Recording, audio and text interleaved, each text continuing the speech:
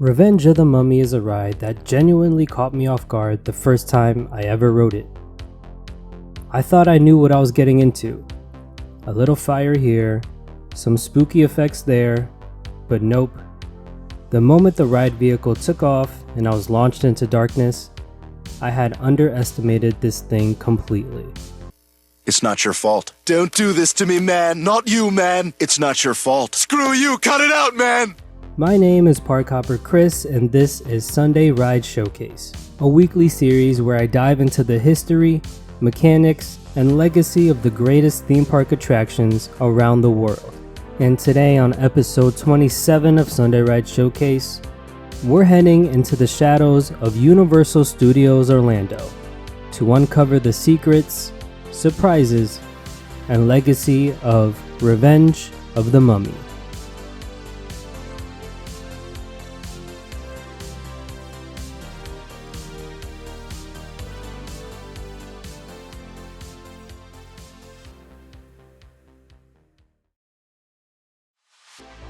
Revenge of the Mummy opened at Universal Studios Florida in 2004, replacing the beloved Confrontation ride.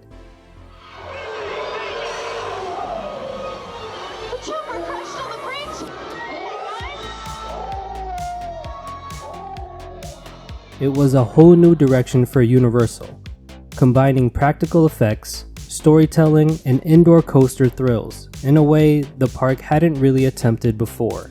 Universal Creative teamed up with Premier Rides to build the first ever LIM launched indoor coaster using advanced track switches, massive sets, animatronics, and real fire. Brendan Fraser, star of the Mummy film series, reprised his role for the attraction, creating a clever meta storyline where the ride is being filmed as a movie, but the curse might be real.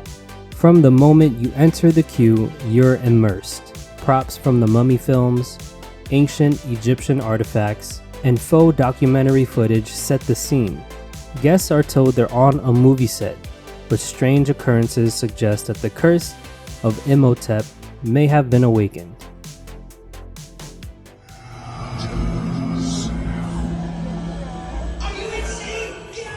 Once aboard, the ride begins slowly taking you through highly detailed scenes featuring Imhotep's warnings, flickering torchlit tombs, and undead creatures lurking in the dark. Then it gets serious. Your souls are mine! The coaster launches forward using linear induction motors, hurling riders through twists, turns, in near total darkness, bursts of fire, and fake out endings that deliver some of the best surprises in any modern dark ride.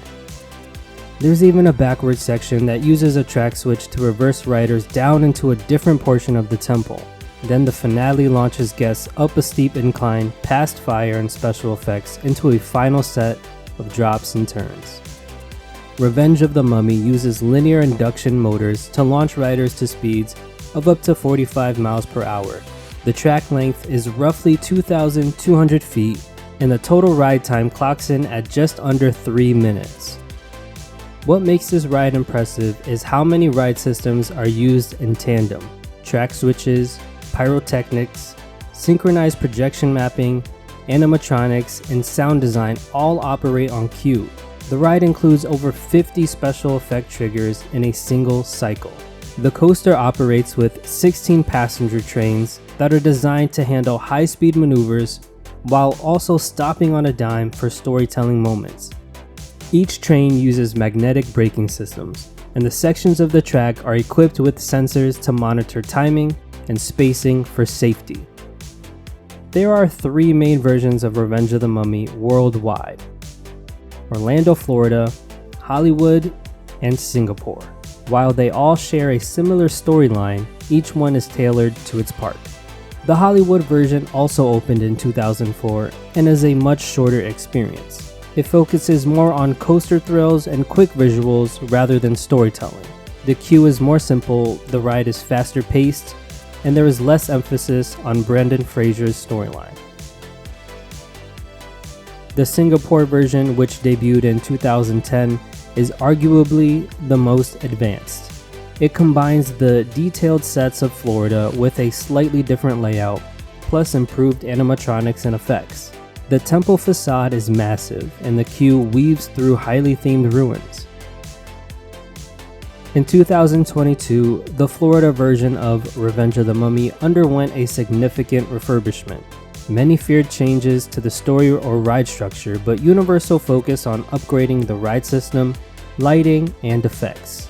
Animatronics were refurbished, sound was reprogrammed, and the control system was modernized.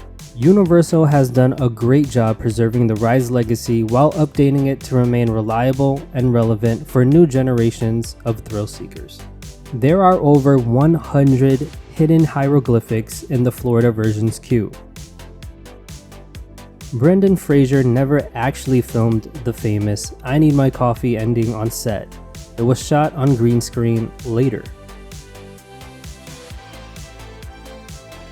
The backwards section uses one of the fastest track switches in the industry.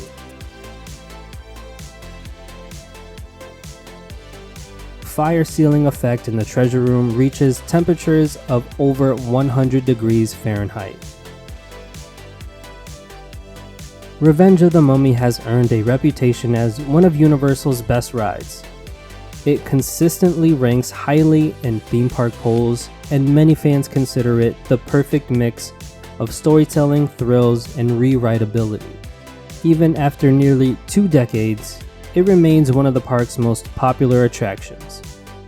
The ability to surprise first-timers and satisfy seasoned fans gives it rare staying power. Revenge of the Mummy is one of those rides that blends all of the best elements in theme park design into a single package. There's suspense, action, storytelling, and a good dose of humor. The fact that it still holds up after all these years is a testament to the creativity of the Universal creative team. In my opinion, it's the best dark coaster I've ever been on. There's so many elements that never get old, and it'll leave you wanting to ride it again and again.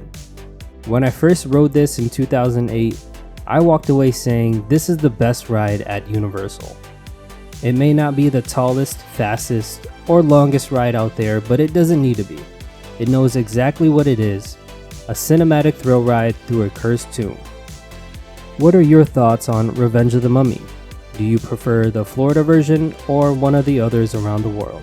Let me know in the comments and tell me what ride you want to see featured next. Thanks for watching this episode of Sunday Ride Showcase. Until next time, I'll see you in the queue.